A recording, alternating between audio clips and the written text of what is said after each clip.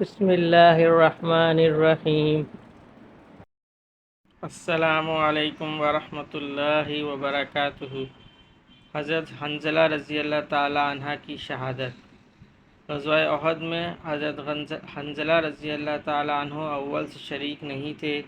کہتے ہیں کہ ان کی نئی شادی ہوئی تھی، بیوی سے ہم بستر ہوئے تھے، اس کے بعد غسل کی تیاری کر رہے تھے اور غسل کرنے کے لیے بیٹھ بھی گئے، سر کو دھو رہے تھے کہ ایک دم مسلمانوں کی شکست کی آواز کان میں پڑی، جس کی تاب نہ لا سکے۔ اسی حالت میں تلوار ہاتھ میں لی اور لڑائی کے میدان کی طرف بڑھے چلے گئے اور کفار پر حملہ کیا اور برابر بڑھتے چلے گئے کہ اسی حالت میں شہید ہو گئے۔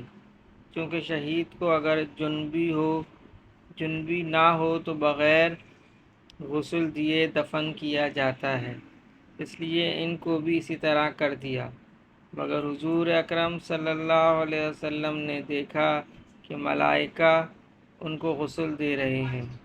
حضور صلی اللہ علیہ وسلم نے صحابہ رضی اللہ تعالیٰ عنہ سے ملائکہ کے غسل دینے کا تذکرہ فرمایا۔ ابو سعید سعدی رضی اللہ تعالیٰ عنہ کہتے ہیں کہ میں نے حضور صلی اللہ علیہ وسلم کا یہ ارشاد سن کر حنظلہ رضی اللہ تعالیٰ عنہ کو جا کر دیکھا تو ان کے سر سے غسل کا پانی ٹپک رہا تھا۔ حضور اقدس صلی اللہ علیہ وسلم نے واپسی پر تحقیق فرمایا تو ان کے بغیر نہائے جانے کا قصہ معلوم ہوا۔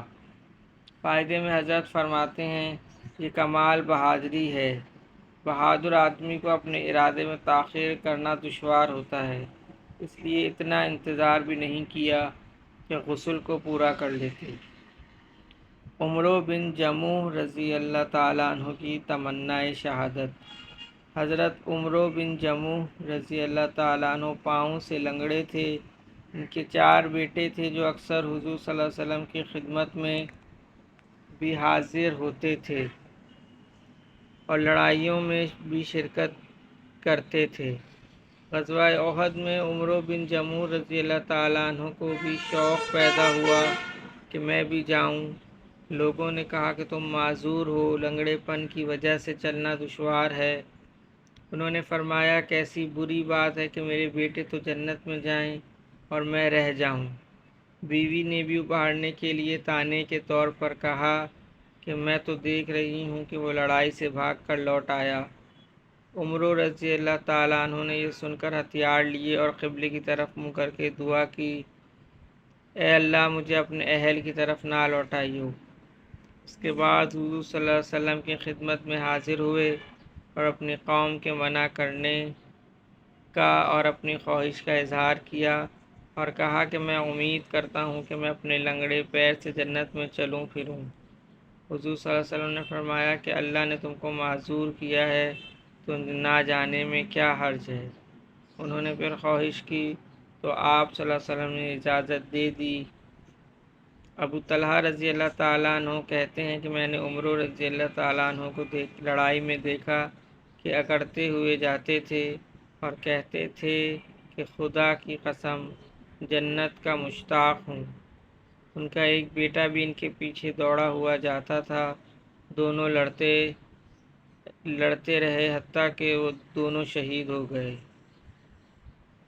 ان کی بیوی اپنے خاوند اور بیٹے کی لاش کو اونٹ پر لاد کر دفن کے لیے مدینے لانے لگیں تو وہ اونٹ بیٹھ گیا۔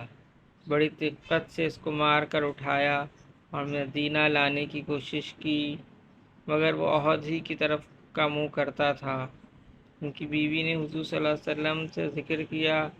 آپ صلی اللہ علیہ وسلم نے فرمایا کہ اونٹ کو یہی حکم ہے۔ کیا عمرو چلتے ہوئے کچھ کہہ گئے تھے؟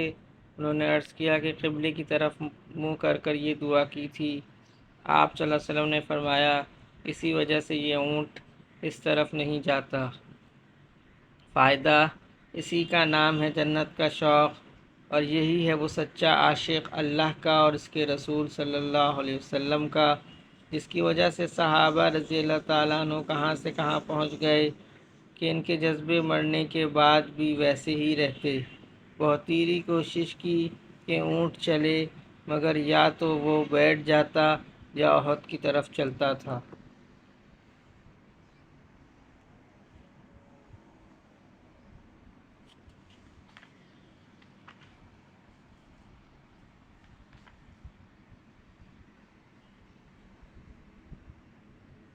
فضائل نماز میں سے نبی اکرم صلی اللہ علیہ وسلم کا ارشاد ہے کہ قیامت میں آدمی کے اعمال میں سب سے پہلے فرض نماز کا حساب کیا جائے گا۔ اگر وہ اچھی نکل آئی تو وہ شخص کامیاب ہوگا اور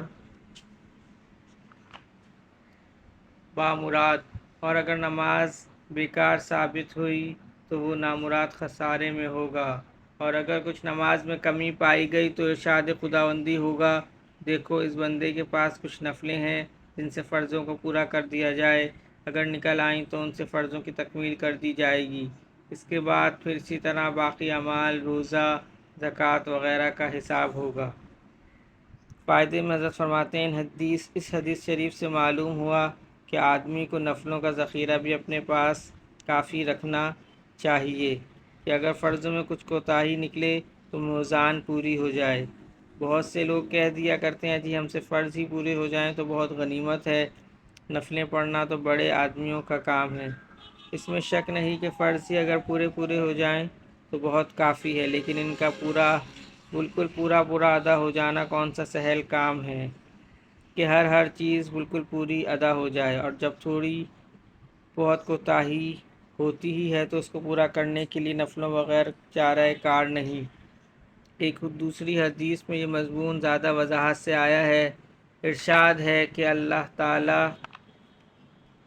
نے عبادات میں سب سے پہلے نماز کو فرض فرمایا ہے، اور سب سے پہلے اعمال میں سے نماز ہی پیش کی جاتی ہے، اور سب سے پہلے قیامت میں نماز ہی کا حساب ہوگا۔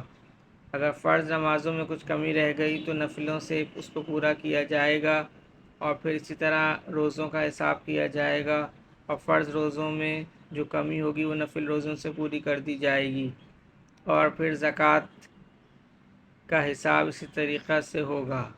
ان سب چیزوں میں نوافل کو ملا کر بھی اگر نیکیوں کا پلہ بھاری ہو گیا تو وہ شخص خوشی خوشی جنت میں داخل ہو جائے گا، ورنہ جہنم میں پھینک دیا جائے گا۔ خود نبی اکرم صلی اللہ علیہ وسلم کا معمول یہی تھا کہ جو شخص مسلمان ہوتا سب سے اول اس کو نماز سکھائی جاتی۔